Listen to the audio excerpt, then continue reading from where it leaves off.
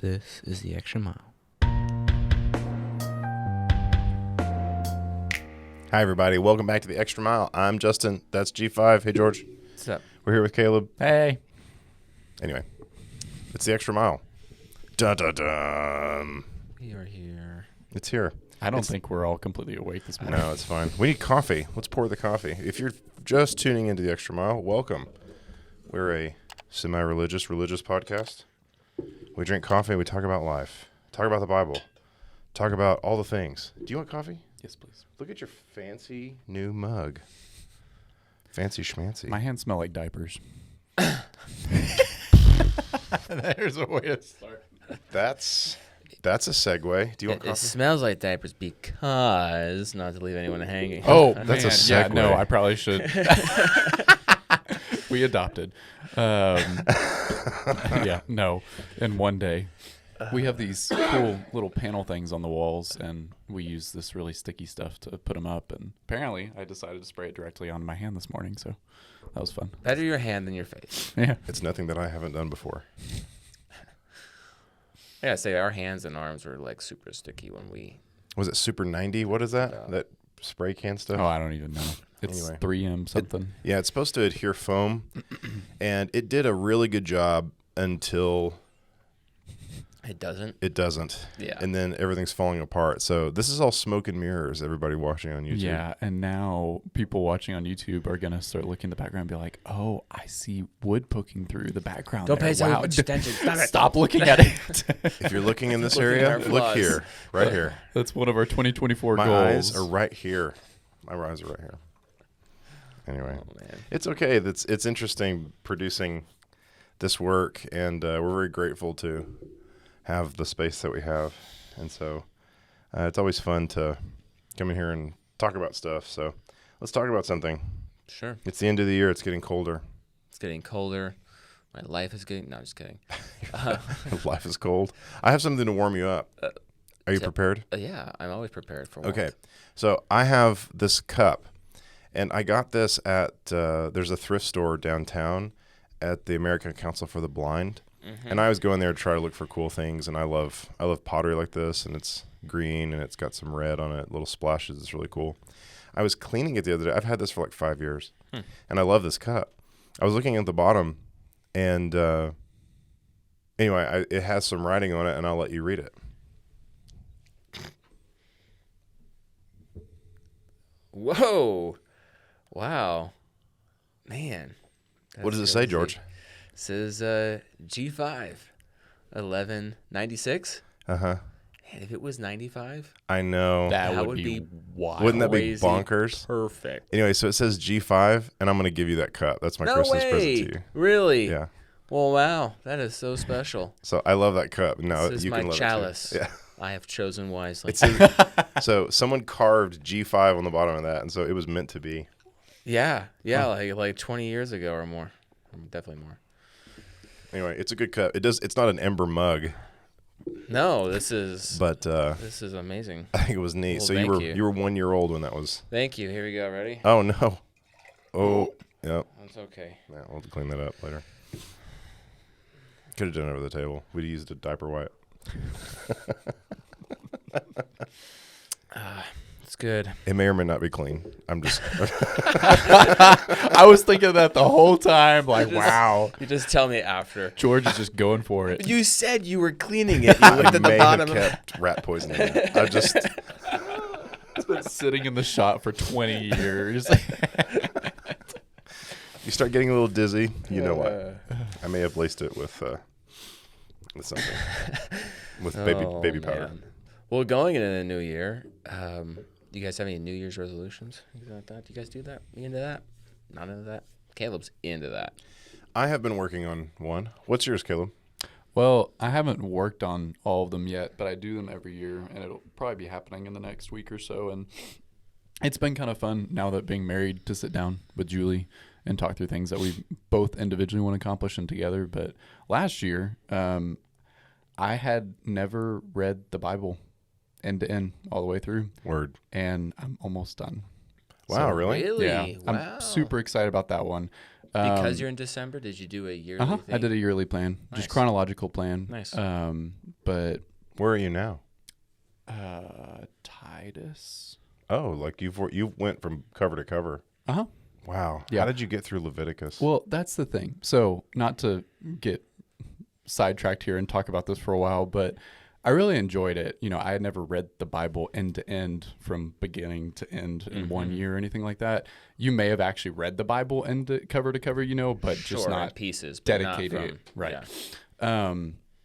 At the very beginning, I tried reading and then writing notes so I could try to make sure I was remembering what I was reading and stuff. But then, like, I got busy some days and that fell away, and then I would get back in it and I wouldn't. But I always came back to the reading, even if I missed a day or something, and I would catch myself back up. But going back and taking a lot of notes on that stuff, I got behind. So ended up just reading the plan for the majority of the year instead of taking notes. I wish I had taken more notes because I still retained it, but you can still dwell on the things that you read every day, but it wasn't as thought-provoking as I wanted it to be. And you can make it as thought-provoking as you want each day, depending on what you're reading. But next year, I'm going to do something different. It's a 5-day devotional. It's written by Jacob Hudgens. I'm going to have to look up the name now. But I wanted something that it's still in the Bible, obviously, but it gives you some thought-provoking questions at the end of it to get the wheels turning. I do my daily reading in the morning, and sometimes I'm drinking the coffee, I read, I still retain it, but being able to like really start thinking about it for me is just a little bit of a struggle. So, but Do you think about it at like 7 p.m.? sometimes, Yeah. not a lot. I wish I did more. It's just something that I probably need to work on more, but I'm going to look up the name really quick. So I think that's such a really great goal That is a good goal. to be able to read the Bible in a year. That's really great. I'm so glad you did that. well, thank you. Can I ask, did you have any things that you learned? There were things in the Old Testament that honestly I don't know if I've ever read. And off the top of my head, I can't think of one in particular, but just a lot of the background behind, you know, people moving around and battles and things like that. I was just like, wow, I haven't read this in a really long time. So it was good to go through some of that stuff. Leviticus was really hard to get through. And there were times during the genealogies where I was like, but then I remember I was like, this is all important, you know, and during the genealogies. It's not. It's okay to say that it's well, not. part of it, I mean. It's okay to some people, but it's not okay. It's not that important to us. The thing that I kept trying to do was like, if I could just remember, you know, every single name that led to Christ's birth and then be able to reference that at some point. You're not going to be, I can't remember it off the top of my head right now, but that would be kind of cool to memorize that, to tell somebody like, hey, it started from this person. It went all the way through all these people, but you could just turn in the scriptures and show them too. So One of the things that really struck me in my reading were all the speeches. Oh yeah. Where if you think about it, you're reading and there's a narrative, there's prose, and then there'll be a very large section where it says, and then Moses said, and then you get a chapter's worth of a quotation. Yeah. And the fact that that was memorized by people and the fact that it was written in inspired word, and then it kind of struck me that keeps happening. It keeps happening, and there's several speeches that Paul gives. And my favorite one is 27 of Acts, where he's talking to Felix, who's the king of Antioch and like the Palestine area, the kingdom of Israel, under Roman law. And he has this huge speech, and so I wanted to take all of those speeches and excerpt them as a book and call it the monologues of the Bible. Yeah. And so that's a good idea. I think it would be kind of interesting to look at all the monologues of the Bible, like as a theater perspective, and just sort of say, okay, here's the context. This is what they said. And then that would be a point of memorization, because I think memorizing those speeches, I think, would be really advantageous. But that was one of the things that struck me when I read, is that just how it's structured. Yeah. The other part too is I only started the New Testament maybe like a month, 2 months ago. It's not that long. Because the majority of, well, that's the thing. It's not that long. And I mean, there's so many practical applications throughout the New Testament, obviously in the Old Testament too, but just direct saying like, here's what you should do, here's what you shouldn't do. And reading through it, I'm like, man, I think I read 1st and 2nd Timothy in my daily reading yesterday. Mm-hmm. Like both books. Mm-hmm. And it was just kind of a moment where I was like, you could really dedicate some time to just studying a lot of that stuff, because they are short books. But I don't know, sometimes my mindset gets in the way of like, oh, it's such a long book, but it's really not a long book in comparison to the Old Testament. Yeah, it's really not. Yeah. That's a really good point. Second Chronicles. It's just like Tolkien, just keeps going. Ugh. Keeps going. The book, though, that I'm going to do next year, it's called A Year with Jesus, a 5-day-a-week devotional through the Gospels. It's written by Jacob Hudgens. Okay. Interesting. And he lives out in College Station. Interesting. He teaches at Twin City, or preaches at Twin Cities. So. You're just basically leveling up for next year. I don't know. Well, maybe it's a good way to describe it. It was just, I was reading every day, but I need something a little bit more thought-provoking for me. It may not be for everybody. Is there a certain perspective that reading the Bible cover to cover gave you? Like, I hadn't really It's a great question. thought of it. I'm still kind of mulling that over, honestly, because I Really? was starting to think about stuff for next year and like what I did this year. Probably the biggest takeaway, it's a little, I don't know if cliche is the right word or not, but it's mentioned a lot. It's just the truth. Like, it is truth. There's nothing. And the amount of, I don't know if you've ever seen the picture of the connections in the Bible of both prophecy and things with the lines that bounce back and forth. Yeah, I love that picture. It's just pretty astounding from beginning to end. Everything is truth. Like there's nothing in there that's wrong. And it, man wrote it, but it's inspired by God. So that's probably one of the other big takeaways that I've been mulling on, is that, like, I think it's easy for us to just read it like a book. And I actually have something, not to sidetrack my ADD brain here, but I have something called a biblioteca, which sounds Hispanic. It sounds like a library. I'm probably mispronouncing it anyway, but it's the Bible written like books. So there's no chapters, there's no verses. Is that gray book thing on your bookshelf? Yeah. That thing is pretty cool. There's a whole bunch of them on there. And you can just literally read it through like It's a with book. all the chapters and the verses removed. Yeah. So it's just the words. So it's just like reading a book. And That's cool. I think that sometimes that's actually my mindset, is that it's a book and That's how it reading it should in the be. morning. But at the same time, too, like, this is inspired by God. Like, it's given to us by our Creator. And that's a pretty incredible thing, trying to dedicate time to reading and spending time in it more, knowing that, like, God gave this to us to hear Him and know His love and know who He is. So I don't know. I haven't really had a moment of big, revelation or takeaway or anything. It's pretty big to me, man. Yeah. That's awesome. I think that's the foundation for who you are to become. I mean, to be able to read the book and to have actually read it, as opposed to, I mean, that's an amazing accomplishment, and I think everybody should aspire to do it, because when you have read the book, you are sort of it's sort of the first door to walk through. That's how I feel, having now done it. But that you say, okay, it takes a commitment. You have to actually commit yourself to do it, because as you were saying, life kind of gets in the way, and I got busy, or I got sick, or this thing happened, some catastrophe, calamity befalls me, and then I kind of stop.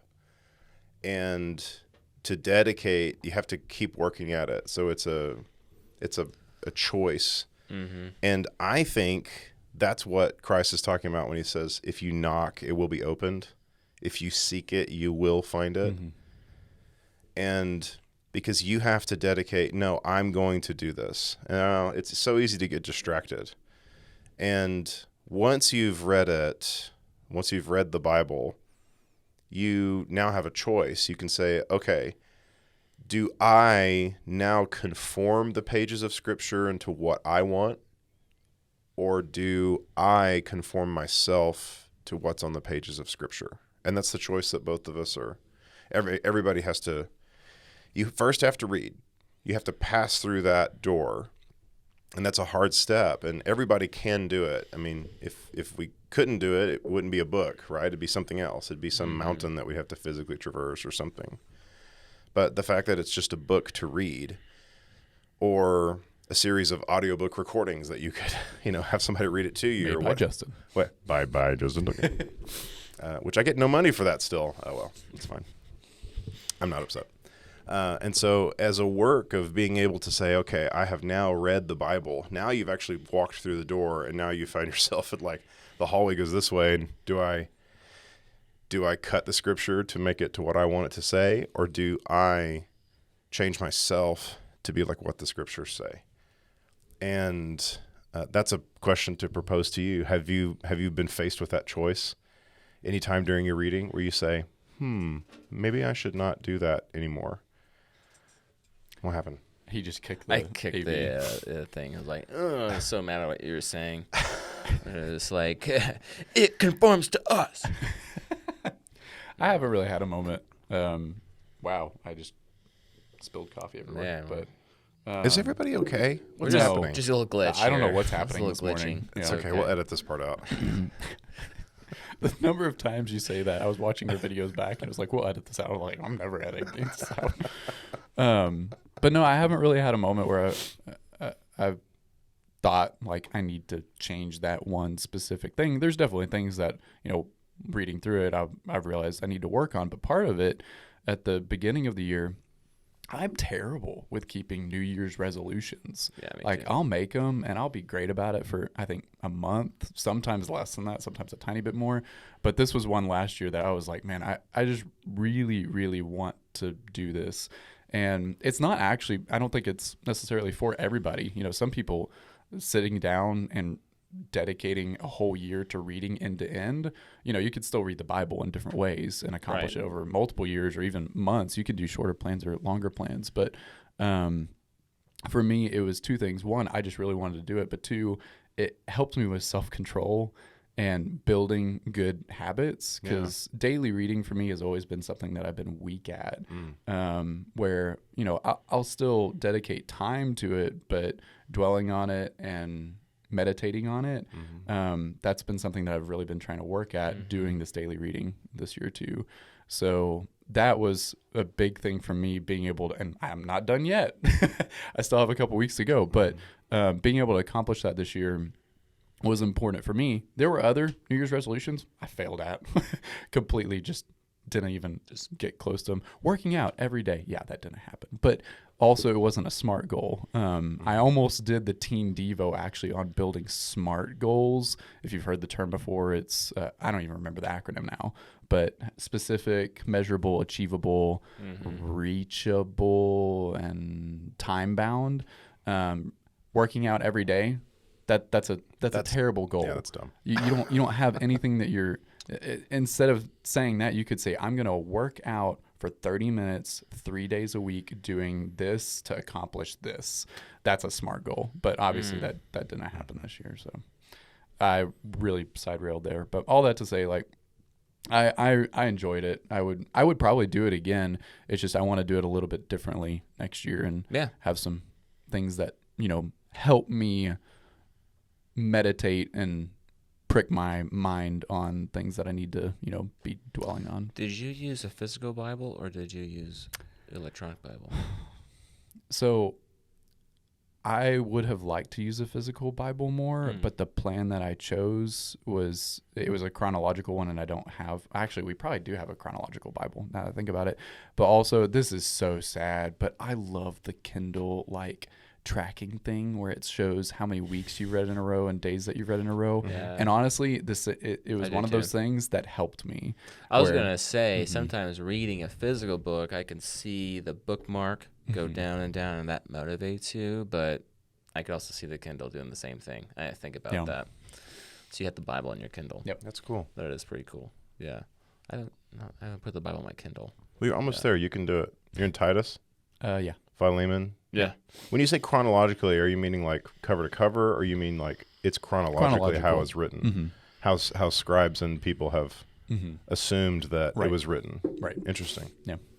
But what about y'all? I went really long there. No, I mean it's a good thing to talk about. Nothing bad about talking about Bible reading.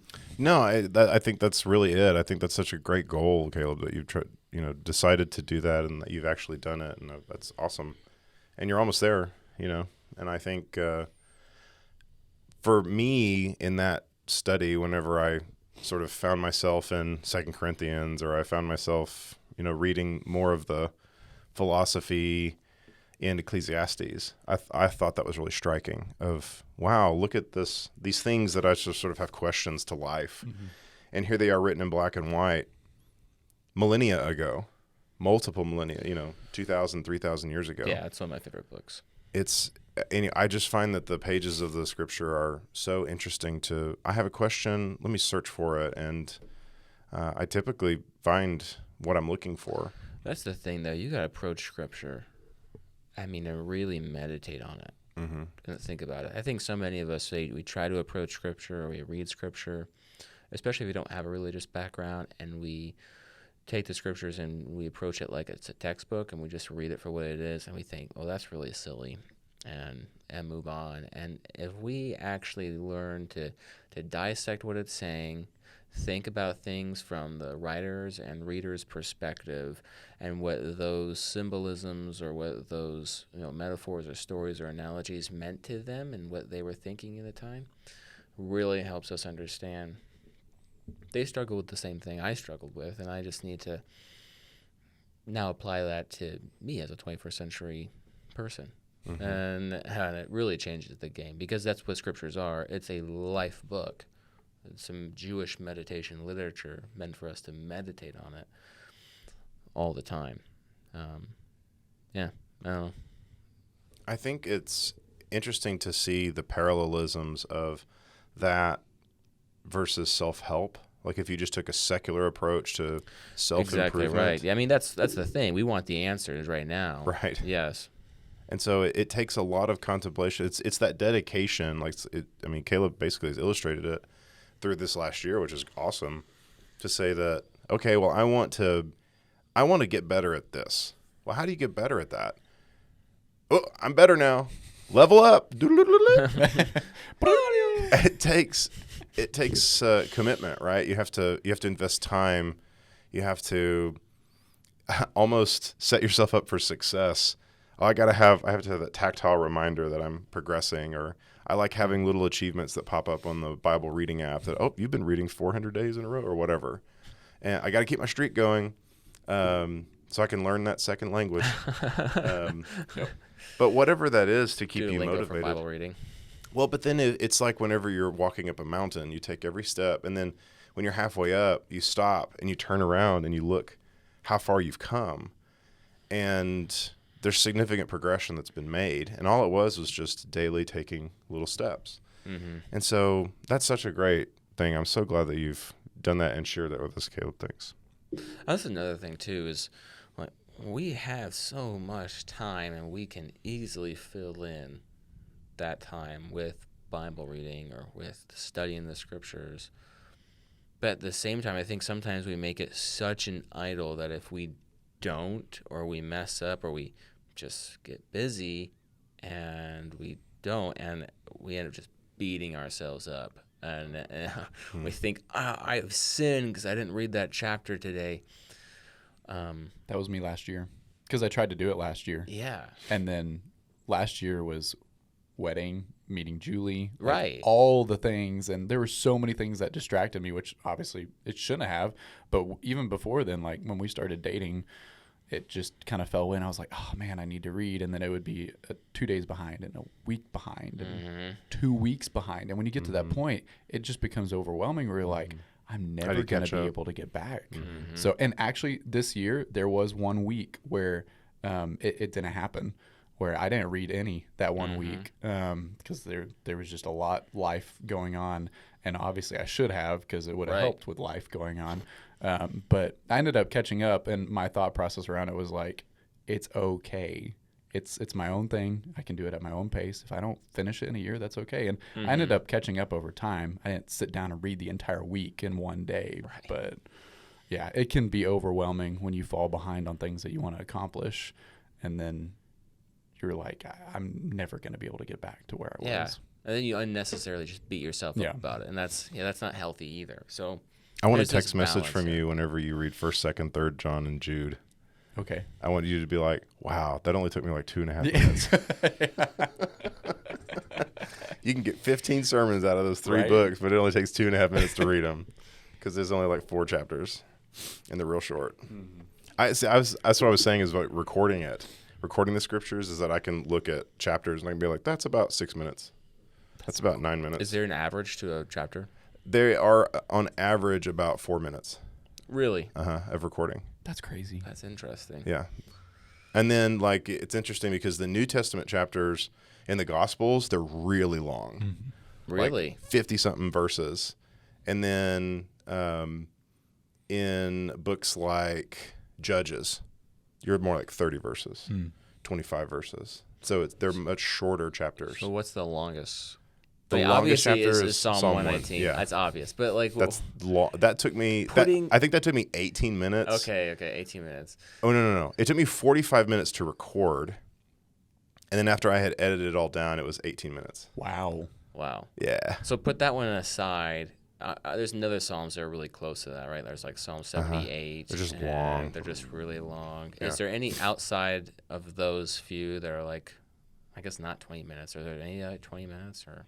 No, they're not. Nothing really that long. A lot of them are like 9-minute recordings, and so like Jeremiah, some of the ones in Ezekiel were just really long, and that's crazy. So think about that. 12 minutes you're probably going to spend at most there, unless you're reading some of the larger Psalms. Right. And that's reading out loud. Sometimes in your head. Reading out loud slowly. Yeah. Well, but if you do it a chapter a day, that's not a great way to read the Bible, a chapter a day, because there's 1,189 chapters in the Bible. It's a lot of chapters. So if you did a chapter a day, it'll take you years to do that. Wow. It took me years to record it. It took me 4 years to record it. That's crazy. With breaks. But 1,189 chapters. Crazy. Well, even if you just did that with, how many are in the New Testament? How many chapters in the New Testament? Far fewer. Far fewer. Yeah, I don't know. Because it's shorter. I don't know that number. But, I don't know. I mean, if we could Google it, but 300. Why would we do that? Why would we do that when I can do that in like 2 seconds? How many chapters are in the New Testament? Boom, boom, boom. 260. So you could do the New Testament in a year. Chapter a day. So there you go. But there's lots of contemplation. I think that's the whole point, is that you get large sections of sort of general life advice about why are you doing it? Why are you choosing life this way? Choose life this way. Mm-hmm. And in that way, it parallels lots of men philosophies and that kind of stuff, self-help, if you think about it that way, where I think the final question before we close is, are you a better person now after sort of having tackled the task as you've done it? I would like to think so, but... Nah, he's not. I can tell. Well, but then you can, once again, you're walking up the mountain and you turn around and you say, look how far I've come, you know, and look how far I need to go. I think that was sort of the realization whenever I had my master's orals, whenever I'm sitting at this table with these other professors and they're throwing questions at you and you have to just talk and give the answers. And so after it was over, I had passed, yay, and my mentor asked me, so how do you feel? I said, I feel like I need to go study. Because, I mean, you find a lot of things where you have blind spots to these questions that they're asking you, and you feel a weight of responsibility almost of, okay, well, I've obtained this certification, this degree or whatever, and then I kind of feel like I need to go continue to earn it or to continue to prove that I deserve it or whatever, and I feel like I need to go read. That's how I feel about the Bible. It's like I kind of need to keep reading it. That's good. So anyway, that's really great. Thank you for sharing. I think we're at time. I think we're just going to end with that one long psalm, Psalm 119. Let me begin. All right, tuck in. Here's 16 minutes. In verse 26, just real quick before we leave, he says, look, revive me with your word. I told you about my ways, and you answered me. Teach me your statutes. Help me to understand what your precepts mean, that I can meditate on your marvelous teachings. Go so. If you want to know more about the Bible or you have any questions, Our email is in the description below. You can DM us. We'd love to hear from you. And if you're looking for a church family or you're in the Lubbock area, we invite you to come visit and hang out with us in Milwaukee. We love for you to find a church who practices the love of Christ.